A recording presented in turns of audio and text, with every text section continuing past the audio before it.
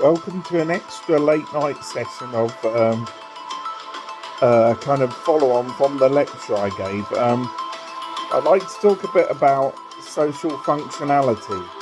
Um, Now, this might seem a very coldly structured view of the world, and it is, but to understand human social functionality is different from understanding the functionality of, say, a car engine or um, a mechanical diagram.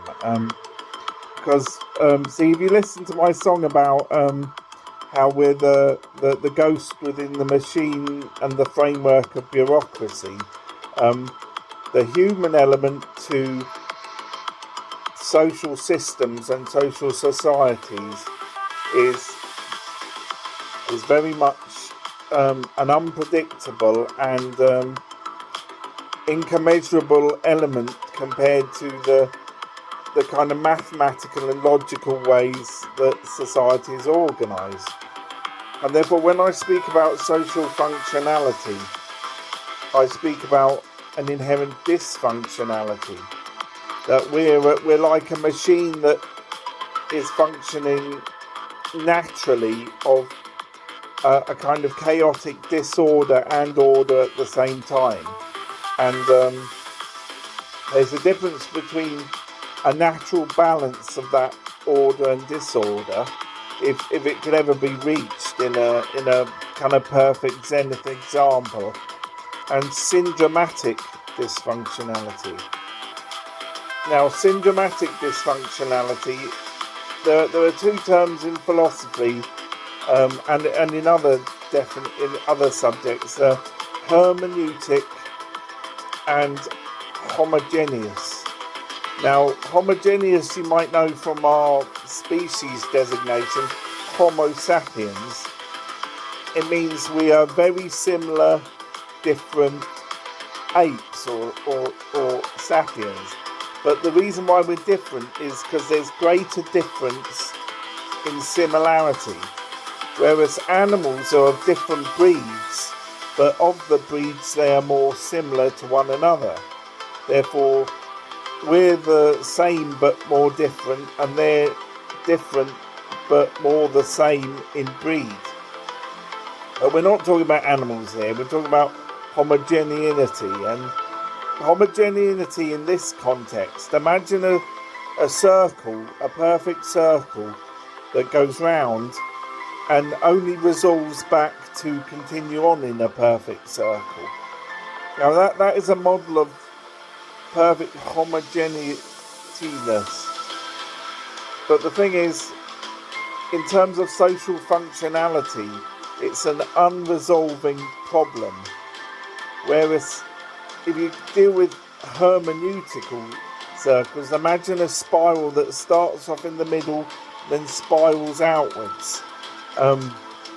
This is a non-self-resolving repetition, and you could consider it more like serendipity in life, that it comes in a full circle, but it returns back to start a new juncture point. So we've got an unproductive spiral and a productive spiral, and syndromes relate back to more of a homogeneous spiral, where imagine a bicycle with a flat tyre where there were no mechanics in the world and nobody who could actually change the tyre. A syndromatic repetition in social functionality is a dysfunctional, negative, sort of unresolving spiral, and you can see it in human conflicts around the world. You can see it in patterns of negative social effects in behaviour in society. You can see the effects of syndromes debilitating our ability to resolve and to move on from conflicts and to reach conflict agreement. But see, a hermeneutic circle is essentially a bit like the way we think. We think in circles, but those circles, like the serendipity, increase our locus of thought, or our group of thoughts, into a productive spiral. And in a perfect example of a kind of meritocratic or human value-based view on hermeneutics. See, a natural dysfunctionality is part of the way our system works. We are inherently not functional beings. We're not purely means to ends. We are not objects like tools. There's the human element and the human consciousness and the human quality. A bit like Thomas Nagel spoke about in the lecture I gave. But you see, dysfunctionality is natural, but a lot of bureaucratic-based systems are based on a more mechanical type of functionality, a kind of logical inferences of kind of processing humanity with logic. And see, John Rawls' example of the veil of ignorance gives a very stern lesson to bureaucratic models and political models that aim to idealize or refine down humanity into some kind of easy formula. And humanity, because we're all different and we're all unique, we may be homos of the same species, but we're of greater difference within the same. And my quality as a human being is different from your quality as a human being, in that it's constructed of my experiences and my perceptions and my emotional reactions. And I spoke a bit about Freud and the construction of the ego previously in the sort of the material I put on the course, and in other statements, I think in the community section. And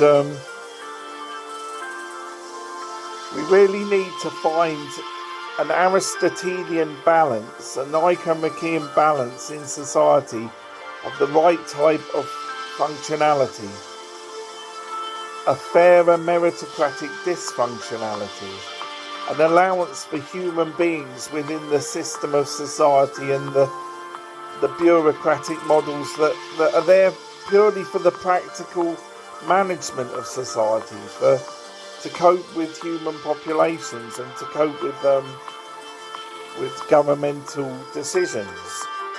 We really need to account for the human factor that Thomas Nagel stuck up so highly for, because to slip into dysfunctionality could be a consequence of using overly idealized too structured models, when naturally speaking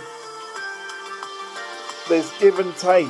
You know, we're flawed as human beings, but we're also incredibly able at different things. And for John Rawls, our society is a complete unknown beyond the veil of ignorance. But what we can know is that we can't make general judgments about everybody being the same, or everybody having the same needs, or the same provision in society, or the same point of view when we're speaking to somebody else who is coming from a completely different background and a different logical framework and a different frames of reference. The limits of language and the limits of communication in the veil of ignorance teaches us an important lesson that Christ taught of judge not, because we're limited as to how much we can understand other people, and therefore, you know, if we're not judging fairly, Christ would say the fairest thing was to judge not. Thank you very much. Have a good evening or morning from the Cat with No Teeth.